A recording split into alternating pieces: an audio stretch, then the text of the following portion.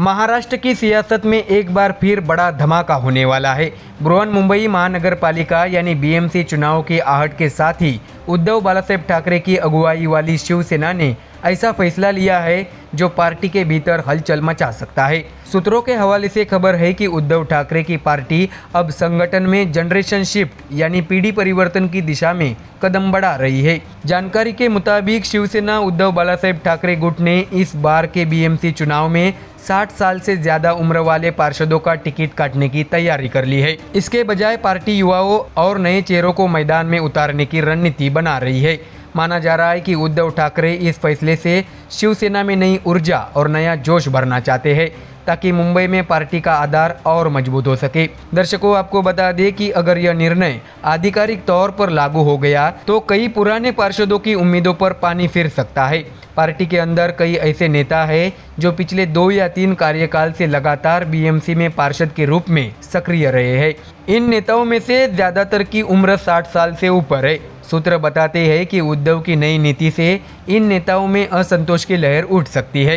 राजनीतिक विश्लेषकों का मानना है कि अगर पार्टी ने वरिष्ठ पार्षदों को टिकट से वंचित किया तो उनमें से कुछ नेता विद्रोह का रास्ता भी चुन सकते हैं। कुछ के दूसरे राजनीतिक दलों में शामिल होने की संभावना से इनकार नहीं किया जा सकता। ऐसे में दर्शकों, पार्टी सूत्रों का कहना है कि उद्धव ठाकरे की शिवसेना इस बार के बीएमसी चुनाव में लगभग 70% सीटों पर नए उम्मीदवार उतारने की तैयारी में है। यानी शिवसेना के चुनावी मैदान में इस बार युवा और नई सोच वाली टीम नजर आ सकती है। पार्टी का मानना है कि युवा कार्यकर्ता न केवल जमीनी स्तर पर जनता से बेहतर जुड़ाव रखते हैं बल्कि सोशल मीडिया और डिजिटल प्रचार में भी ज्यादा सक्रिय है। इसके साथ ही यह फैसला पार्टी के रीब्रांडिंग कैंपेन का भी हिस्सा माना जा रहा है। उद्धव ठाकरे की कोशिश है कि शिवसेना को केवल पुराने नाम और चेहरों की पार्टी नहीं बल्कि नई पीढ़ी के राजनीतिक नेतृत्व वाली ताकत के रूप में प्रस्तुत किया जाए। हालांकि नए चेहरों को तरजीह देने के बावजूद पार्टी अनुभवी नेताओं की राय को भी महत्व देगी। सूत्र बताते हैं कि उम्मीदवारों के चयन में अनुभव और योगदान दोनों को तवज्जो दी जाएगी। यानी जो पुराने पार्षद पार्टी के प्रति वफादार रहे हैं या जिनका जनाधार मजबूत है, उन्हें सलाहकार या प्रचार समिति में अहम भूमिका दी जा सकती है। पार्टी का मानना है कि इस संतुलित नीति से न तो युवा कार्यकर्ताओं में उत्साह कम होगा और न ही पुराने नेताओं में उपेक्षा की भावना पनपेगी। ऐसे में दर्शकों, दिलचस्प बात यह है कि उद्धव ठाकरे की पार्टी का यह फैसला ऐसे समय आया है जब महाराष्ट्र नवनिर्माण सेना यानी एमएनएस प्रमुख राज ठाकरे के साथ संभावित गठबंधन को लेकर चर्चाएं जोरों पर है। सूत्रों के अनुसार उद्धव और राज ठाकरे की शिवसेना के नेताओं की कई दौर की संयुक्त बैठकें हो चुकी है जिनमें सीट शेयरिंग और क्षेत्रीय मजबूती पर मंथन हुआ है। हालांकि दोनों दलों की ओर से अब तक किसी औपचारिक गठबंधन की घोषणा नहीं की गई है, लेकिन राजनीतिक गलियारों में यह कयास लगाए जा रहे हैं कि दोनों ठाकरे बंधु मिलकर बीजेपी और शिंदे गुट को चुनौती देने की रणनीति पर काम कर रहे हैं। तो दर्शकों, गौरतलब है कि 2017 के नगर निगम चुनाव में शिवसेना ने 84 सीटों पर जीत दर्ज कर बीएमसी पर अपना कब्जा बरकरार रखा था, लेकिन उसके बाद हालात बदल गए। पार्टी का बड़ा धड़ा एकनाथ शिंदे के साथ चला गया, जिससे उद्धव की टीम कमजोर पड़ी। अब उद्धव ठाकरे उसी बीएमसी किले को फिर से फतह करने की तैयारी में हैं, जहां से शिवसेना की ताकत की शुरुआत हुई थी। ऐसे में दर्शकों, इस बार मुकाबला और दिलचस्प होने वाला है क्योंकि बीजेपी भी मुंबई में इस चुनाव को प्रतिष्ठा से जोड़कर देख रही है। वही उद्धव गुट का मकसद साफ है, बीएमसी में दोबारा भगवा लहराना, लेकिन इस बार नए चेहरों की ताकतों के सहारे। तो वही दर्शकों, आपको ये भी बता दें कि बीएमसी चुनाव सिर्फ एक नगर निकाय का नहीं बल्कि उद्धव ठाकरे की सियासी किस्मत का भी इम्तिहान होगा। नई रणनीति से पार्टी में जोश तो बढ़ सकता है, लेकिन असंतोष भी भड़क सकता है। वरिष्ठ नेताओं की नाराजगी अगर नियंत्रण से बाहर हुई तो यह चुनावी मैदान में पार्टी की एकता पर असर डाल सकता है। फिलहाल उद्धव ठाकरे की निगाहें मुंबई के हर वार्ड और हर गली पर है, जहां शिवसेना का जनाधार मजबूत था और अब नए जोश के साथ उसे फिर से संजीवनी देने की तैयारी चल रही है। ऐसे में आने वाले हफ्तों में यह साफ हो जाएगा कि उद्धव की युवा शिवसेना रणनीति पार्टी को नई ऊंचाइयों तक ले जाती है या अंदरूनी असंतोष की आग में कुछ चेहरों को सुलझा देती है। तो दर्शकों, फिलहाल इस खबर में इतना ही। देश और दुनिया की बाकी और खबरें जानने के लिए जुड़े रहिए हमारे चैनल MDR न्यूज़ के साथ। धन्यवाद। देश में इस वक्त राजनीतिक माहौल काफी गर्म है। सत्ता पक्ष और विपक्ष एक दूसरे पर आरोप प्रत्यारोप करने का एक भी मौका हाथ से जाने नहीं दे रहे हैं। ऐसे में एक बार फिर देश की राजधानी दिल्ली में बीजेपी बनाम विपक्ष का खेल शुरू हो चुका है। बता दें कि दिल्ली नगर निगम के 12 वार्डों में 30 नवंबर को होने वाले उपचुनाव को लेकर भारतीय जनता पार्टी ने अपने संगठन की मशीनरी पूरी ताकत से सक्रिय कर दी है। पार्टी ने इन चुनावों को न केवल निगम में अपनी पकड़ मजबूत करने का अवसर माना है, बल्कि आगामी विधानसभा चुनाव से पहले संगठनात्मक एकजुटता की परीक्षा के रूप में भी देखा जा रहा है।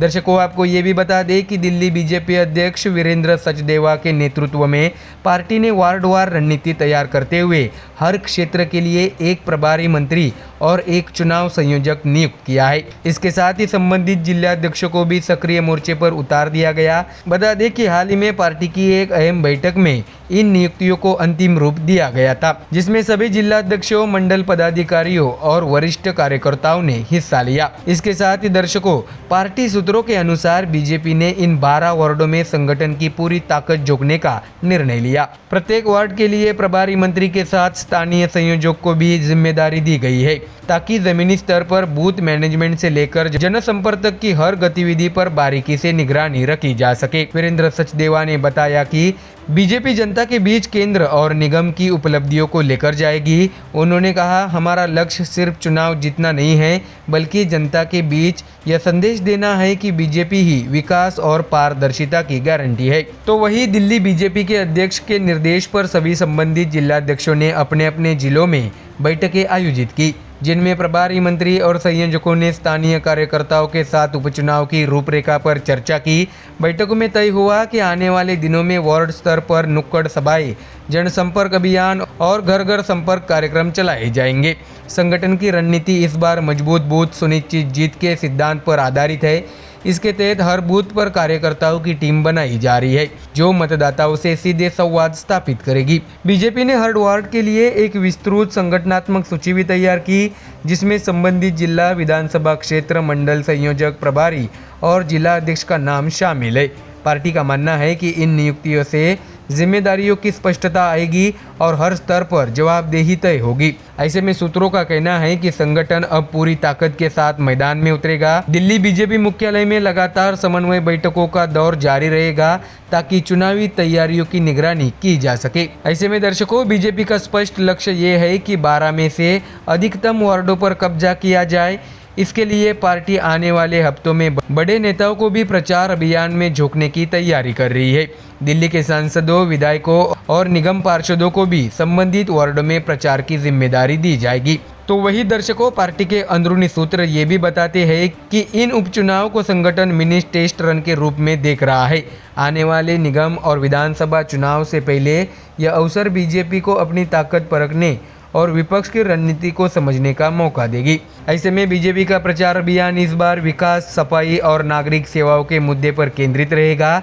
पार्टी नेताओं का कहना है कि केंद्र सरकार की योजनाओं जैसे प्रधानमंत्री आवास योजना, स्वच्छ मिशन और शहरी विकास कार्यक्रम को जनता के बीच विस्तार से समझाया जाएगा। तो वही दिल्ली बीजेपी अध्यक्ष वीरेंद्र सचदेवा ने कार्यकर्ताओं से कहा है कि दिल्ली की जनता बीजेपी शासन के कामकाज को देख चुकी है और भरोसा भी जता रही है। इसलिए जरूरी है कि हर कार्यकर्ता जनता के बीच जाकर सरकार की नीतियों को समझाए और विपक्ष के भ्रमजाल को तोड़े। बीजेपी सूत्रों के मुताबिक आने वाले दिनों में सभी प्रभारी मंत्रियों और संयोजकों की स्थानीय स्तर पर नियमित बैठकें होगी। इन बैठकों में जमीनी फीडबैक लिया जाएगा और वार्डवार रिपोर्ट पार्टी नेतृत्वों को सौंपी जाएगी। संगठनात्मक रूप से दिल्ली बीजेपी ने इन उपचुनाव को एक टीम टेस्ट के रूप में लिया है, यानी हर पदाधिकारी और कार्यकर्ता की सक्रियता का मूल्यांकन भी इसी के जरिए किया जाएगा। ऐसे में दर्शकों, 30 नवंबर को होने वाले दिल्ली नगर निगम के चुनाव के लिए बीजेपी ने अपनी तैयारियों की शुरुआत जोरदार अंदाज में कर दी है। प्रभारी मंत्री से लेकर मंडल स्तर के कार्यकर्ता हर स्तर पर संगठन सक्रिय है। पार्टी का नारा साफ है, हर वार्ड बीजेपी के साथ, और लक्ष्य है कि इन उपचुनाव के नतीजों से दिल्ली की राजनीति में बीजेपी का दबदबा और मजबूत हो। तो दर्शकों, फिलहाल इस खबर में इतना ही। देश और दुनिया की बाकी और खबरें जानने के लिए जुड़े रहिए हमारे चैनल MDR न्यूज के साथ। धन्यवाद। दर्शकों, बिहार में इन दिनों राजनीतिक घमासान काफी उफान पर है। सत्ता पक्ष बीजेपी और जेडीयू के सामने आरजेडी और कांग्रेस ने ऐसे नई चुनावी मुश्किलें सामने खड़े कर दी है, जिससे बिहार की राजनीति में हर दिन कुछ नया देखने और सुनने को मिलता है। बता दें कि बिहार के चुनावी माहौल के बीच इन दिनों बीजेपी सांसद और भोजपुरी स्टार मनोज तिवारी ने कांग्रेस नेता राहुल गांधी पर तीखा प्रहार किया है। गुरुवार को पटना में पत्रकारों से बातचीत करते हुए तिवारी ने कहा है कि राहुल गांधी का छठ पूजा को ड्रामा बताना न केवल असंवेदनशील बयान है, बल्कि करोड़ों छठ भक्तों की आस्था का अपमान भी है। तो वही दर्शकों, मनोज तिवारी ने यह भी बताया है कि जो व्यक्ति छठ महापर्व को ड्रामा बताता है, वो न केवल सूर्य उपासना की परंपरा का मजाक उड़ा रहा है, बल्कि उन लाखों व्रतियों और श्रद्धालुओं का भी अपमान कर रहा है जो निस्वार्थ भाव से इस पर्व में शामिल होते हैं। उन्होंने कहा है कि राहुल गांधी के इस बयान से बिहार और उत्तर भारत की जनता आहत है और आगामी चुनाव में इसका जवाब जरूर देगी। तो वही इसके साथ ही दर्शकों, बीजेपी सांसद ने ये भी कहा है कि छठ के व्रत में जब महिलाएं निर्जला उपवास रखती है और परिवार, समाज और देश की समृद्धि के लिए और सूर्यदेव को अर्घ्य देती है, तो पूरा समाज उनके साथ खड़ा होता है। कुछ लोग घाट साफ करते हैं, कुछ लोग जल की व्यवस्था करते हैं और लाखों लोग श्रद्धा से सूर्य को प्रणाम करते हैं। इसे ड्रामा कहना कितना दुर्भाग्यपूर्ण है। उन्होंने आगे ये भी कहा है कि राहुल गांधी को अगर छठ के प्रति श्रद्धा नहीं है तो न रखे, लेकिन इसे दिखावा या नाटक बताकर वो उन करोड़ों परिवारों को गाली दे रहे हैं जो हर साल इस पर्व में आस्था से भाग लेते हैं। प्रधानमंत्री नरेंद्र मोदी ने जब छठ पर्व पर श्रद्धा और सम्मान व्यक्त किया तो राहुल गांधी को उसमें भी राजनीति दिखी। ये उनकी मानसिकता को दर्शाता है कि उन्हें भारतीय परंपराओं और सनातन संस्कृति से चिढ़ है। तिवारी ने यह भी कहा है कि राहुल गांधी और उनका गठबंधन अब बिहार में विकास और आस्था दोनों के विरोध में खड़ा है। जो छठ जैसे महापर्व की भावना को नहीं समझता, वो बिहार की जनता की नब्ज क्या समझेगा। बिहार के लोग धर्म, आस्था और संस्कृति को सबसे ऊपर रखते हैं। इस बार जनता उन्हें जवाब जरूर देगी। तो वही मनोज तिवारी ने आगे ये भी कहा है कि बीजेपी और एनडीए के लिए छठ कोई राजनीतिक अवसर नहीं, बल्कि लोक आस्था का प्रतीक है। हमारे प्रधानमंत्री खुद भारतीय संस्कृति के हर पर्व का सम्मान करते हैं। छठ का सम्मान करना किसी एक समुदाय का नहीं, पूरे भारत की आस्था का सम्मान है, ऐसा भी उन्होंने कहा। दर्शकों, मनोज तिवारी ने अपने संबोधन के दौरान आरजेडी नेता तेजस्वी यादव पर भी पलटवार किया। बता दें कि हाल ही में तेजस्वी यादव ने महिलाओं को 10-10 हजार रुपए देने की सरकार की योजना को लेकर चुनाव आयोग की नैतिकता पर सवाल उठाया था। इस पर तिवारी ने कहा है कि तेजस्वी यादव को तथ्य पता नहीं है। यह योजना आचार संहिता लागू होने से पहले शुरू की गई थी और इसका उद्देश्य महिलाओं को आर्थिक रूप से सशक्त बनाना है, ऐसा भी तिवारी ने कहा। उन्होंने आगे ये जोड़ा कि जब हमारे विरोधियों को मौका मिला था तब वे विकास की जगह भ्रष्टाचार में डूबे रहे। आज जब महिलाओं को सशक्त किया जा रहा है, उन्हें आर्थिक आज़ादी दी जा रही है, तो इन्हें दर्द हो रहा है। बीजेपी सांसद ने आगे कहा है कि एनडीए सरकार ने बिहार में जो काम किए हैं वो अपने आप में मिसाल है। महिलाओं को सहायता दी जा रही है, पुल बन रहे हैं, नए हाईवे बन रहे हैं, मेडिकल कॉलेज और एम्स जैसे संस्थान बन रहे हैं। यह हमारे काम करने का तरीका है, लेकिन विपक्ष को इसमें भी राजनीति दिखती है। उन्होंने कटाक्ष करते हुए आगे बताया कि जो लोग पहले बहन बेटियों की सुरक्षा पर बात नहीं करते थे, आज वही नैतिकता का ज्ञान दे रहे हैं। जब इनकी सरकार थी तब बेटियां डर में थी, सड़कों पर अंधेरा था और खजाने खाली। अब जब मोदी जी की सरकार महिलाओं को सम्मान दे रही है तो इन्हें परेशानी हो रही है। ऐसे में दर्शकों, मनोज तिवारी का यह बयान उस समय आया है जब बिहार विधानसभा चुनाव से पहले सियासी तापमान लगातार बढ़ रहा है। छठ पूजा को लेकर राहुल गांधी की टिप्पणी के बाद बीजेपी ने इसे चुनावी मुद्दा बना लिया है और आस्था बनाम अपमान की लड़ाई के रूप में जनता के बीच ले जाने की तैयारी में है। तिवारी ने आगे कहा है कि बिहार की जनता भावनाओं को समझती है। जो लोग छठ जैसे पवित्र पर्व को ड्रामा बताते हैं, उन्हें इस बार जनता लोकतंत्र के घाट पर जवाब देगी। ऐसे में अंततः उन्होंने कहा है कि हम छठ माँ के भक्त हैं। आस्था हमारे लिए राजनीति नहीं है, लेकिन अगर कोई हमारी संस्कृति और श्रद्धा का अपमान करेगा तो उसे जवाब भी जनता ही देगी, लोकतंत्र के रास्ते से, वोट के जरिए। तो दर्शकों, फिलहाल इस खबर में इतना ही। देश और दुनिया की बाकी और खबरें जानने के लिए जुड़े रहिए हमारे चैनल MDR न्यूज के साथ। धन्यवाद। बिहार की चुनावी फिजा में आम आदमी पार्टी की एंट्री ने सियासी तापमान बढ़ा दिया है।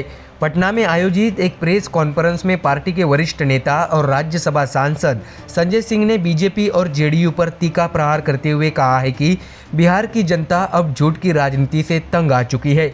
उन्होंने दावा किया है कि आम आदमी पार्टी अब राज्य में ईमानदारी की राजनीति का नया अध्याय शुरू करेगी। दर्शकों, आपको बता दें कि संजय सिंह ने कहा है कि बीजेपी जेडीयू की सरकार ने बीते 2 दशकों में बिहार के साथ छल किया है। उन्होंने कहा है कि 20 साल तक इन दोनों पार्टियों ने सिर्फ वादे किए, विकास, रोजगार, शिक्षा और स्वास्थ्य के नाम पर लोगों को सपने दिखाए, लेकिन जमीन पर हकीकत कुछ और ही है।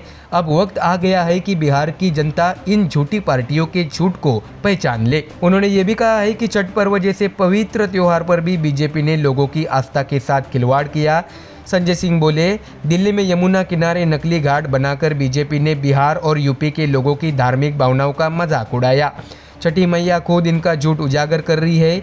जो लोग श्रद्धा को भी राजनीति का मंच बना देते हैं, वो जनता के हित में क्या करेंगे। तो वही दर्शकों, बीजेपी पर पलटवार करते हुए संजय सिंह ने यह भी कहा है कि बीजेपी नेता बिहार के लोगों को पलायन करने वाला बताते हैं, लेकिन पिछले 20 साल से राज्य की सत्ता में उनके ही साथी है। अगर आज भी बिहार के नौजवानों को रोजगार नहीं मिला, उद्योग नहीं लगे, तो फिर जिम्मेदार कौन है। बीजेपी और जेडीयू को अब जनता से जवाब मिलना तय है। इसके साथ ही युवाओं की नाराजगी पर भी संजय सिंह ने जोरदार हमला बोला। उन्होंने आगे बताया कि प्रधानमंत्री नरेंद्र मोदी ने हर साल 2 करोड़ नौकरियां देने का वादा किया था, लेकिन अब युवा नौकरी मांगते हैं तो कहा जाता है कि रील बनाओ। बिहार का नौजवान रील बनाएगा और जय शाह क्रिकेट से करोड़ों कमाएंगे। ये कैसा न्याय है? ये युवाओं के सपनों का अपमान है। इसके साथ ही उन्होंने मुख्यमंत्री नीतीश कुमार को भी निशाने पर लिया। वे बोले, जो नेता अपने कार्यकर्ताओं तक को नहीं पहचानते, मंच पर अपनी ही पार्टी की महिला आयोजक के सिर पर गमला रख देते हैं, वो जनता के दर्द को क्या समझेंगे। बिहार को अब ऐसे थके हुए नेतृत्व की नहीं, एक नई सोच की जरूरत है। संजय सिंह ने दावा किया है कि दिल्ली की आम आदमी पार्टी सरकार ने 10 सालों में जो मॉडल पेश किया है, वही अब बिहार में दोहराया जाएगा। उन्होंने कहा, हमने दिल्ली में बिजली पानी फ्री नहीं किया, बल्कि जनता का अधिकार लौटाया। स्कूलों और अस्पतालों में सुधार कर दिखाया कि राजनीति सेवा का माध्यम है, सत्ता का साधन नहीं। दिल्ली में यूपी बिहार से आए लाखों लोग हमारी नीतियों से लाभान्वित हुए हैं। अब हम वही ईमानदारी बिहार तक लाएंगे। उन्होंने कहा है कि आम आदमी पार्टी झूठे वादों के लिए नहीं, जनता के मुद्दों की सच्ची लड़ाई के लिए आई है। हम न जाति की राजनीति करेंगे, न धर्म के नाम पर वोट मांगेंगे। हमारी लड़ाई रोजगार, शिक्षा, स्वास्थ्य और भ्रष्टाचार के खिलाफ है, ऐसा भी संजय सिंह ने कहा है। तो वही गुजरात और पंजाब का उदाहरण देते हुए संजय सिंह बोले, जहां जहां आम आदमी पार्टी पहुंची है, वहां जनता ने ईमानदारी को चुना है। गुजरात में हमारे विधायक जनता की आवाज़ बन चुके हैं। पंजाब में हमने पूरी सरकार बना ली। बिहार की जनता भी अब बदलाव के लिए तैयार है। हम झूठ नहीं बेचते, काम दिखाते हैं। इसके साथ ही दर्शकों, उत्तर प्रदेश के मुख्यमंत्री योगी आदित्यनाथ पर भी निशाना साधते हुए संजय सिंह ने यह भी बताया, भाजपा अब नफरत की फैक्ट्री बन चुकी है। उनका बुलडोजर अब गरीबों के घर नहीं, मंदिरों पर चल रहा है। काशी, अयोध्या, मिर्जापुर में देख लीजिए। धर्म के नाम पर राजनीति करने वालों ने खुद धर्मस्थलों की शांति को खतरे में डाल दिया है। बीजेपी अब न जनता की है, न जनतंत्र की। ऐसे में दर्शकों, संजय सिंह ने अंत में ये भी बताया है कि बिहार की जनता अब पूरी तरह बदलाव के मूड में है। उन्होंने कहा, लोग अब वादे नहीं, नतीजे चाहते हैं।